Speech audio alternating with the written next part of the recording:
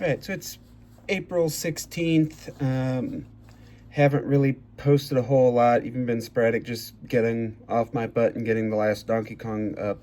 Um, I really haven't felt like recording gameplay. Part of the reason is because doing so means I have to bring a separate monitor out of one of the kids' rooms and move a table from point A to point B because there's just no room to actually do it. And there's enough lag that I can't play while watching on OBS. So I've just not really done much, and I've not really even played much, hardly at all. Um, Most every day is pretty much just wasted sitting in front of the computer, not doing anything, but still just not getting up or doing anything else, and then feeling guilty about it. I've got most stuff gone through and cleaned out in the house, um, and kind of deciding on what I want to keep, what I want to retain in the archive. And then Indiana decided to put its head squarely up its ass and change things a little bit. So Indiana has passed SB1 and HB 1001. These are property tax relief bills. However, the way that they are structured cuts over $12 million in library funding by next year and $17 million by 2028. The state budget bill proposes a 30% cut to the state library, eliminating support for Dolly Parton's Imagination Library, which has been very publicized. The rest of it has been lesser publicized, especially at a national level. I honestly don't think anybody's really talking about it. Another part of it, the SB1 removes minimum funding for any county to their library system. So if a county says, we're not going to give the library anything, they legally can do that. And libraries, public libraries, are more than just books.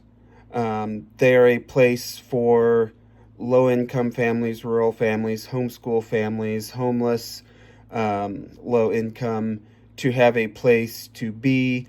They're warming centers in the winter, they're cooling centers in the summer, literacy programs, internet access, a place that you can print a resume to turn in for work, all that kind of stuff, especially for people who are just getting out on their own or don't have access to that.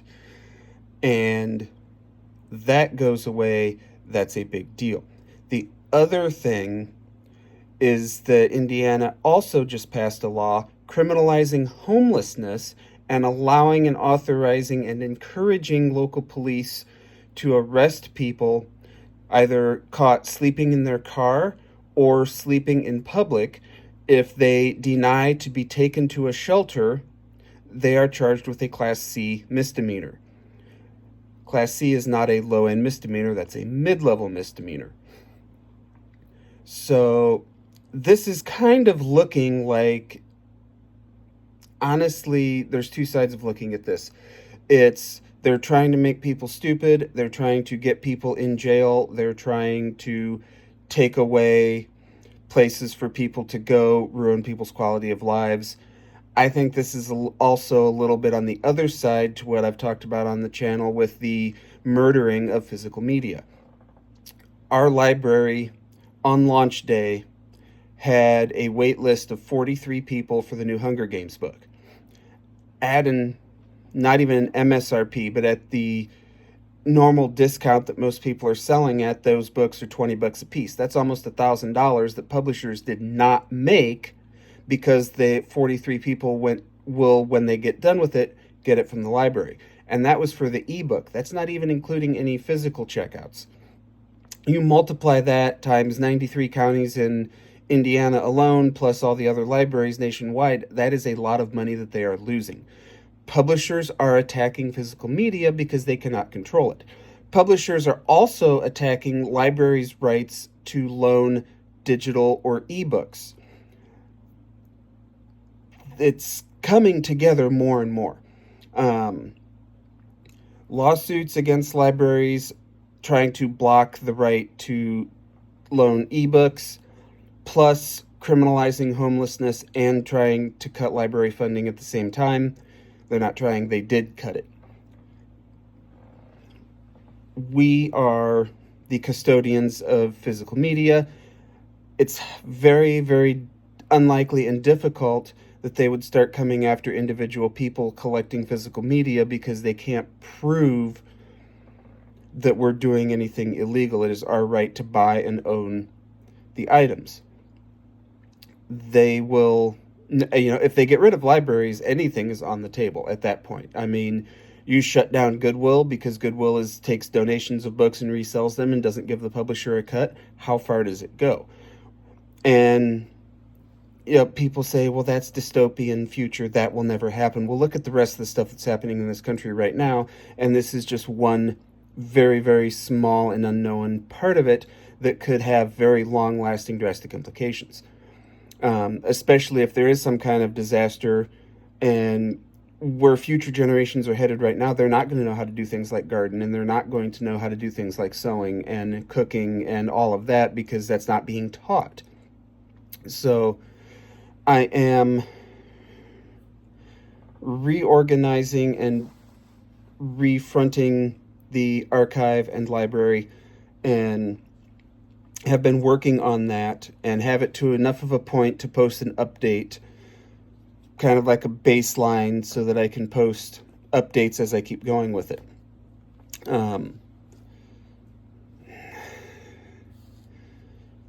They are, I've always said my biggest takeaway from the first term from 2016 to 2020 was that politicians no longer lie to you and then screw you behind your back. Politicians now are flat out saying, F you, we're going to F you over, we don't care, and you can't stop it, which is exactly what they're doing with these bills. This stuff was not snuck in. The funding, the library funding cuts, that was known from the time the bill was introduced. And there were protests, there were people fighting against it, and the state house and the state senate said, nope, F you, don't care, and passed it on. And the governor said, quote, I can't wait to sign this. I'm super excited about all the property tax savings, and I will sign it the second it hits my desk.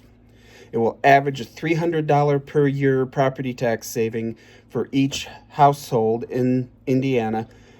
However, they are raising local income tax to offset the cost. So there's a very good chance that what this will boil down to is we save you $300 in property taxes, and then we raise your other taxes $500, so you don't know that we actually raised your taxes, but because of how the funds are split up, we're also screwing over all these public services. Because this also affected cuts for police, fire, emergency services.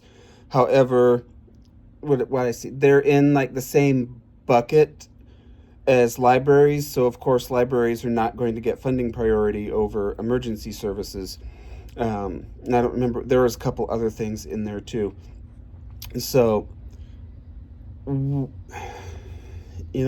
all just kind of like, WTF is this? But, I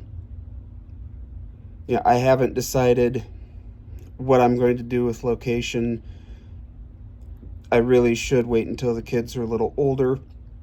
But I am still cutting down on what I want to collect and what I want to have in the archive.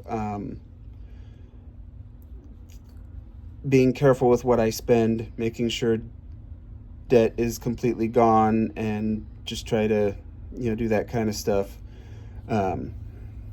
But for what I have, I need to get it organized and set up, and man, it's just ridiculous the way that they're going now. Also, I've never gotten around to showing off how I catalog. So most things I catalog with CLZ, and those allow me to output HTML. So I have a basic landing page with stats because my brain will not let me not have that. That's one of the driving things, is to bump these numbers up as much as possible. That really drives me to do all this, and I don't know why. Excuse me, but it's, you know, it's what it is. So we go to books. It just pulls the catalog basically. We go to last name, and then we just have basic details and all of that.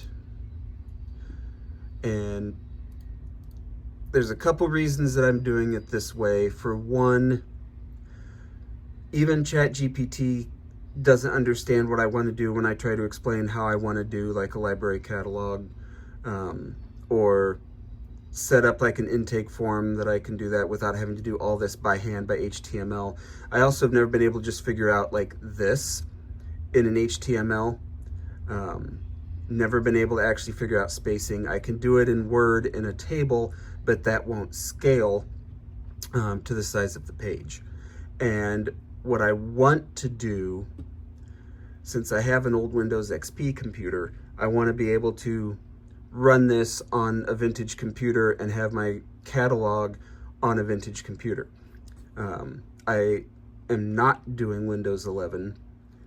I've still got 6 months to decide what I'm going to do.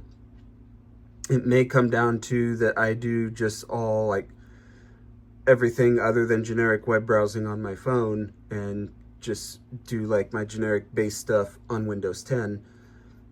But I don't know. We'll see. But I'm not touching 11, 12, or beyond. I have one for music, which is not, you know, I'm just getting keyed in like what was over in the shelves that I had to move. And then down for trading cards, see, I need to update that.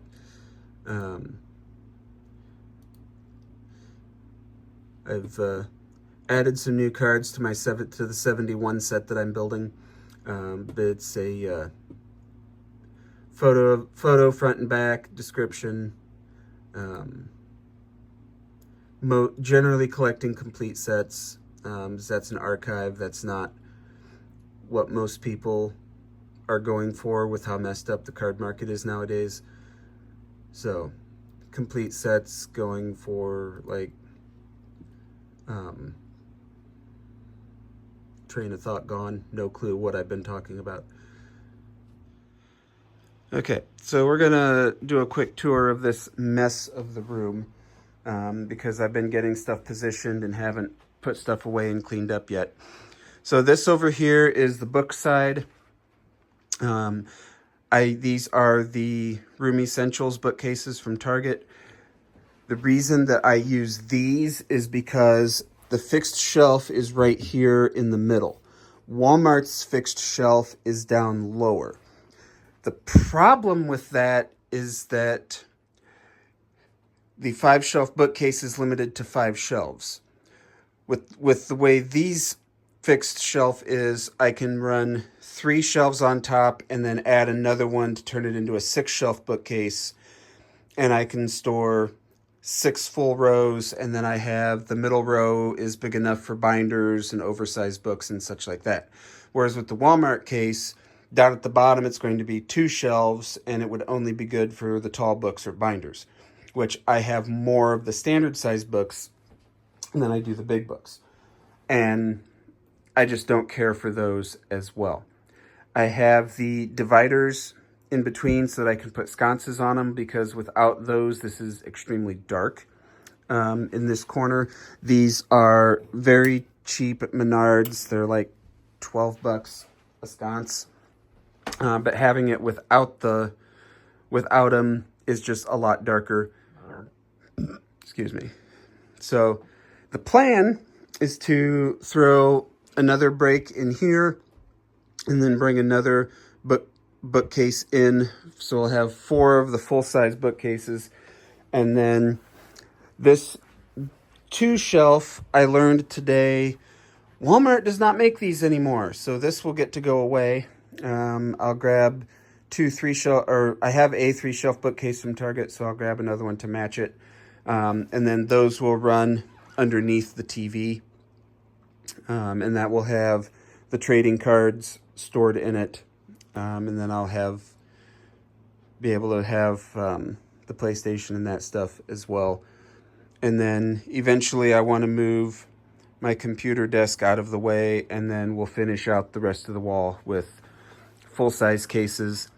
But right now, 4 should mostly cover everything I have. I haven't decided what I'm doing with the vintage computer software, if I want to keep it or not. If I have bookcase room for it, I'll keep it. But that in and of itself is almost a bookcase and a half. So that's just going to depend. That may just have to stay in storage until we get down past the other side of the TV. And then on this side where I did have bookcases is where I have the media right now. Games and movies, that side is not cataloged and currently not in anything. So this is where CDs are going. And then once I get the CDs booked in and see what kind of space I'm dealing with, I'll start cataloging movies over to the other side, and then we'll bring these in. So that's kind of where we're at. I think in this closet, I'm going to use some of the leftover material to build a couple tables for game consoles, for kind of gaming stations that can sit there and play. So those are kind of set up. But yeah, this is what I've been working on. And it doesn't look like a whole lot now, but when I get it a little bit farther on, then it'll actually be kind of cool. I do want to do some videos looking at the card sets that I have, kind of discussing the journey that's been building my 71 set. So should have some stuff coming up. The days have just kind of been, I don't even know what to say, listlessly droning by. So it's just kind of going, but that's where we're at. So yeah, that's kind of where we're at. As always, I thank you for hanging out, and hopefully we'll still have some cool stuff coming up. And check your own states, see what they're doing. Federal funding for libraries was also cut. You know, it's rough because on one hand, I think once public libraries are gone, the wealthy will start opening private libraries that are way too expensive for most people to get into. However, the problem with that is that copyright-wise, nothing is licensed for public use. Public libraries have had a long-standing exemption to that I have a feeling is going to be challenged very, very soon. But, you know, it don't know where we're headed, but it definitely does not look real great. They're definitely coming after everything that they can. And again, you know, if you're the publisher of a new release book and you're giving up $2 million in sales nationwide because libraries are loaning your book out, yeah, they're coming after people. We've seen, you know, with streaming media, streaming services now losing subscribers because people are tired of everything being split up and you have to pay for everything, own nothing. We're seeing copyright lawsuits happening again against people that are torrenting. We're seeing pirate sites being taken down. I'm seeing a lot more people talk about how they don't know how Plex hasn't been taken down by the government yet, how Jellyfin hasn't been taken down. That's probably coming. We saw Red Fox go down. The government, the RIAA, the MPAA, are going after people again hardcore like they used to. This is all tied together. You know, buy the DVDs of that old TV series that you like, because that may be the only way you can get to watch it in a few years. Um, we gotta, if you love something, get it, because it may disappear. And support your libraries, and support, if you are a collector archiver, support each other, because at this point it's anybody's guess where this is headed. So thanks for hanging out, and we'll see you hopefully soon.